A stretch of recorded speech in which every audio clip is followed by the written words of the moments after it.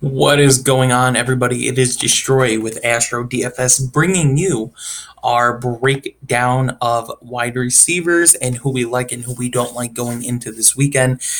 And I'm just going to start off by saying that this weekend is hard. It is especially hard as of today on Thursday. Picking wide receivers, it'll be so much easier on Sunday when you make your final cuts.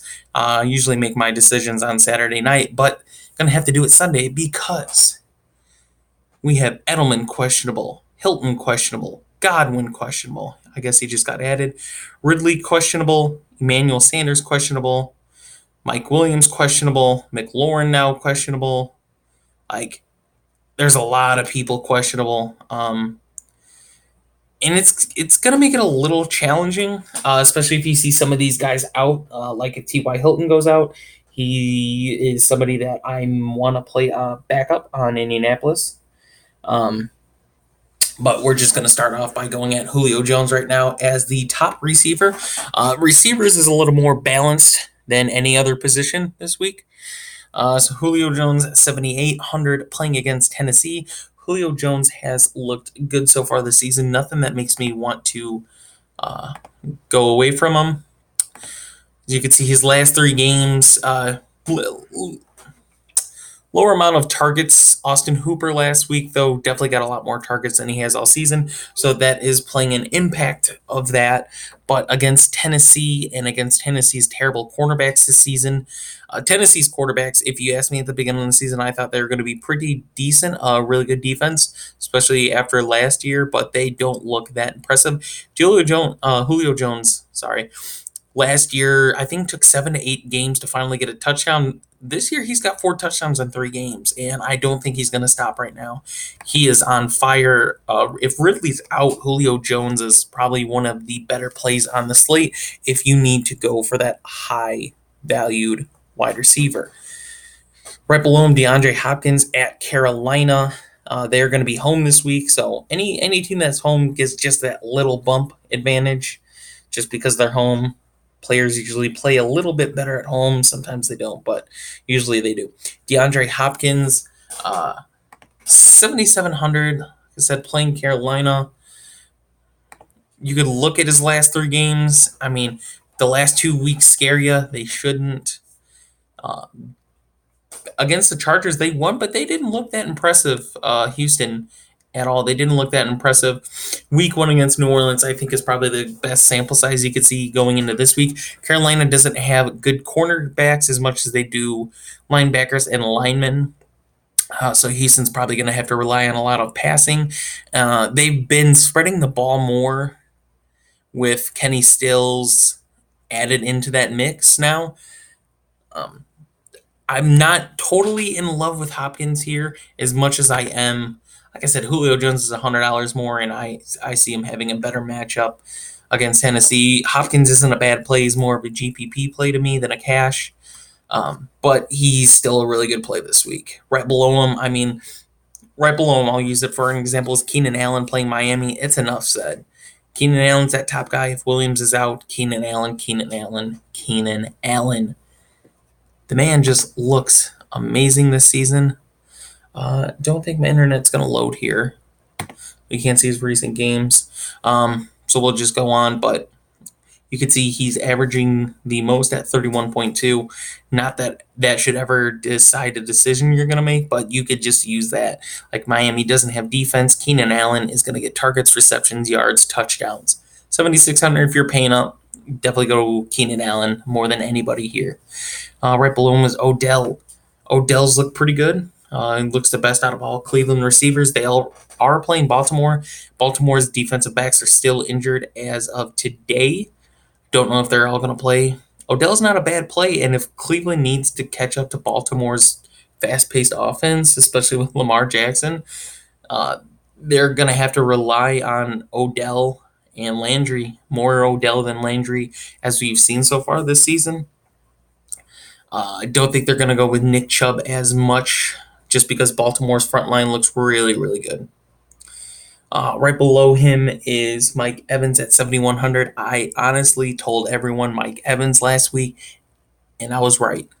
There's no way someone like Mike Evans goes to $6,600 and you fade him against the Giants when he's done statistically so good against the Giants. And just killed it last week. Was happy. Guess what? 7,100. He's not doing the same thing against the Rams. Rams do have better cornerbacks than the Giants. The Rams defense is better than the Giants. The Rams defense actually looks pretty freaking good this year. They're going to bring the pressure on Jameis. They're going to make Jameis pass the ball really fast this week. And I don't think Jameis is going to... Him and Mike Evans aren't going to connect the way they did last week. Mike Evans is always going to get points, but he's not going to do what he just did last week again. So 71, I'm definitely avoiding Mike Evans this week. 6,700 is Sammy Watkins. And I love Sammy Watkins in this matchup, especially if Darius Slate is out for Detroit. Sammy Watkins is such a great play. He gets targets. His receptions have not met with the targets. But he is definitely an interesting play here. If Darius Slay is out, I think Sammy Watkins, even if he gets double teamed, which I imagine he's not, just because of how Robinson and Hardman play or have been playing, Sammy Watkins is due for another explosive game. I'm seeing another 2-touchdown game coming from him this week. Adam Thielen, like I said, Stephon Diggs, Dalvin Cook. I'm not going Dalvin Cook in anything. I'm not going Thielen or Diggs in anything. Avoid the Minnesota-Chicago game at all cost. It should be a defensive showdown. We might see some touchdowns. If you're willing to take that risk for GPPs, go right ahead. If you're doing cash, please avoid it. Just avoid it. Julian Edelman is expected to play this week against Buffalo. Buffalo's cornerbacks have looked pretty good, but there's no way they're going to catch up with that New England offense. New England's just going to continuously score and get turnovers over Josh Allen. So 6,500. Edelman's a great cash play. Him and Tom Brady just have that connection to where when Brady throws to Edelman, he knows he's going to be open and catch it. 6,500 is a great play. Another great play at 6,500 is Cooper Kupp.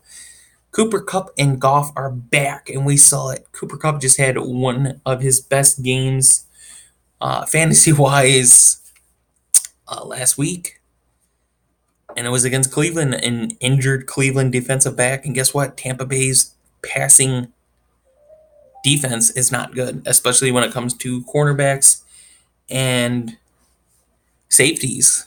Cooper Kupp has been Goff's number one go-to guy on third downs, long plays. It's Cooper Kupp, 6,500, another great play. I like both those 6,500 guys. Right below him, like I said, T.Y. Hilton is 6,400, questionable, playing Oakland. Oakland has a terrible defense. Oakland cannot score. Oakland sucks. I like the Colts here. Like I said, if T.Y. Hilton is injured and not playing, guess what? We're going to talk about the two guys I think you should target. One of them I think you should really target, regardless of Hilton being out or not. So definitely going to have to watch T.Y. Hilton here. Right below him, Tyler Lockett. A lot of people are going to go with Seattle this week. They're going to go Russell Wilson. They're going to go Tyler Lockett. They're going to go Will Dissly. I don't blame him. I'm one of those guys. I love Tyler Lockett here at 6,300. One of the best plays for his price around this medium range. He has, in my opinion, a higher ceiling than any other receiver here. Cooper Kupp, like I said, just came off a great game. Going to have another great game. Edelman, just good. Cooks, Woods, same thing. But Tyler Lockett against Arizona, and Arizona's defensive backs are hurt. Russell Wilson just had one of his best games last week, fantasy point-wise again. And that offense looks really fucking good. Besides Chris Carson, who I said to avoid this week, that offense looks really good. DK Metcalf looks really good, helping out. Tyler Lockett definitely gets some targets there. So was Dissly.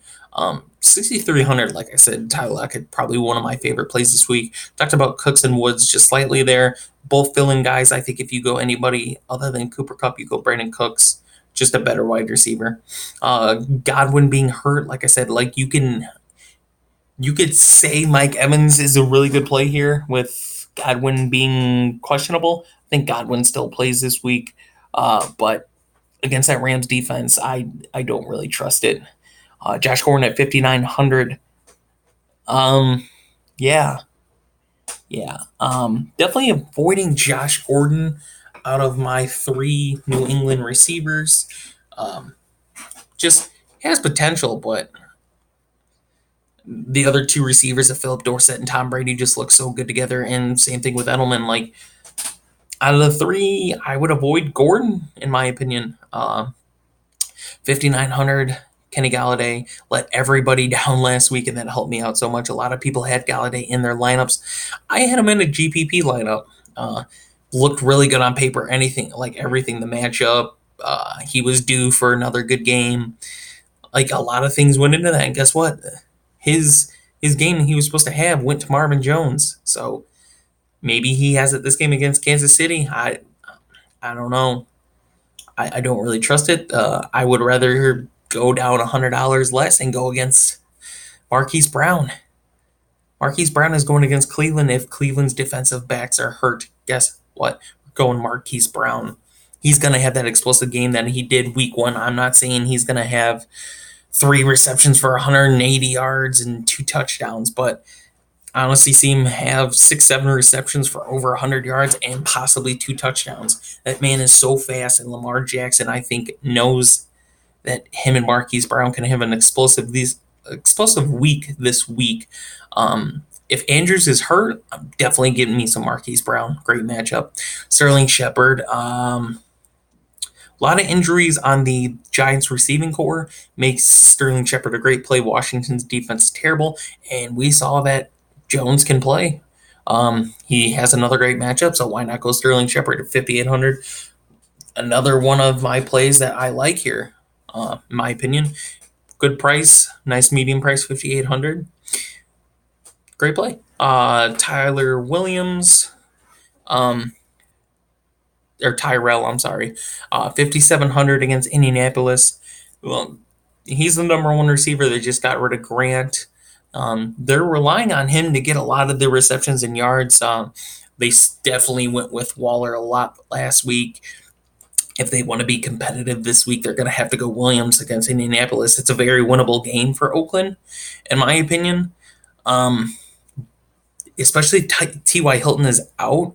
Like I said, I'm high on Hilton's backups, but in order for Oakland to have a chance, Tyrell Williams has to have a game. 5,700, he's a really good GPP play here against an Indiana defensive back that's average. They have good times, bad times, but I'd still rather go Shepard at 5,800 in cash. Williams, like I said, GPP play. DJ Moore, definitely. I go Samuel, then Moore. I don't really want to talk about DJ Moore just because we don't know what to expect from Allen. He had a really good game against a terrible defense. He's going against a little bit better of a defense as far as the front seven. So they're probably going to have to rely on McCaffrey, like I said. So DJ Moore is just not my favorite play here, especially the guy right below him. Like, same price, Larry Fitzgerald gets targets, gets receptions, gets the goal line touchdowns or the red zone touchdowns. Playing against Seattle, same thing. A lot of people are expecting Seattle to destroy Arizona just because of Arizona's defense. Larry Fitzgerald and Christian Kirk are definitely going to have to lead the charge there in order to have a chance to fight against and go toe-to-toe with Seattle. Larry Fitzgerald's a great play at 5,600. Allen Robinson, Stephon Diggs, talked about Diggs, Robinson. I'm just not going anybody in this game. Just not. D.D. Westbrook, I'm not going anybody as far as the Jacksonville, Denver. I mean, this is going to be a cornerback showdown. I can't wait to see it. This is one of the games that I'm excited to see this weekend other than my Bears in Minnesota with their defensive showdown. Jacksonville, Denver, going to be the same thing. Another great showdown there. Marvin Jones Jr. had that game. Not going to have it again at 5,400. John Brown, nope, not going anybody from Buffalo against New England. New England's defense looks too good. Robinson, Hardman, at any given week, guys, it's a 50-50. You're taking a really good chance of them having an explosive game like they've both shown. But it's a GPP play. If you play it in cash, you're depending a lot on Sammy Watkins to not have a great game like he did week 1. Jarvis Landry, we have yet to see Jarvis Landry do what he should be doing. So until he does that, we're just going to continuously fade him. Christian Kirk, Claire Fitzgerald, guess what? I like Kirk way better than I do Fitzgerald at his price point. Kirk has just more higher ceiling. DT Chalk, like I said, that cornerback showdown. Ridley, Ridley's not a bad play here. He's going against Tennessee's number 2 cornerback. Tennessee's cornerbacks don't look good in general. So yeah, 5,000 questionable, always risky taking a questionable player. I think there's a lot more that you could do here around the price point than go 5,000 on Ridley. And this is the guy I want to talk about is Parrish Campbell from Indianapolis. I think this is his week if T.Y. Hilton's out. This is his week.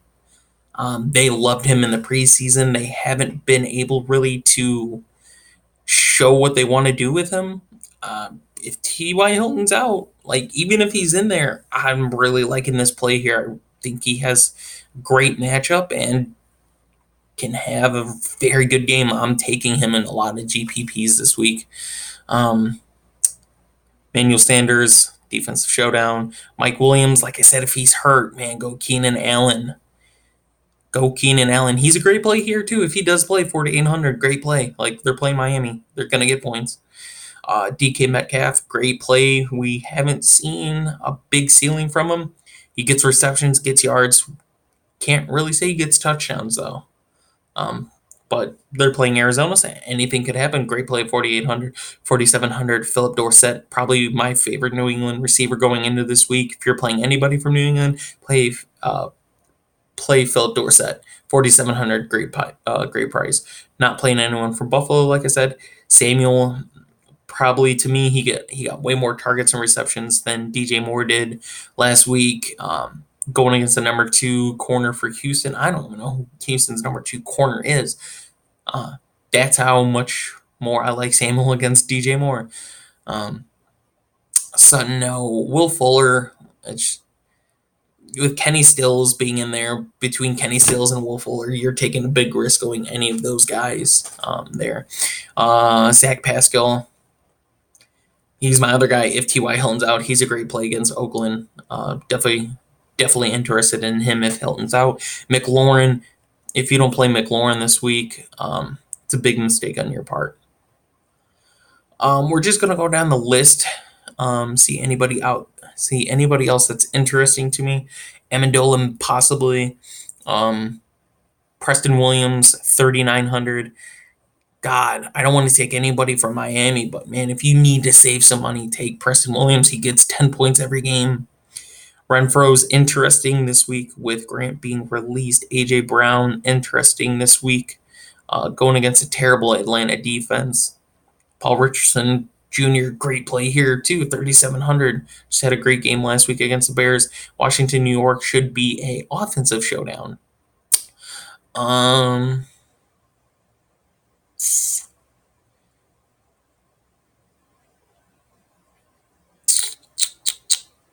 No one else off the top of my head am I seeing that has great potential. This is without injuries, just going all depth into injuries, but no one down here else that I see that I'm that interested in playing. So that's it, guys. That's all my receivers that I like and do not like for week 4. It's going to be a tough week, so you got to be very precise with your decisions and just stick with your gut this week. Anyway, thank you guys for watching. Make sure to follow us on Twitter at Astrodfs for more videos, more content, and if you want to buy our lines, interested in that, DM us for sure to get on that. We are 3 for 3. Hopefully going 4 for 4 is going to be a tough week.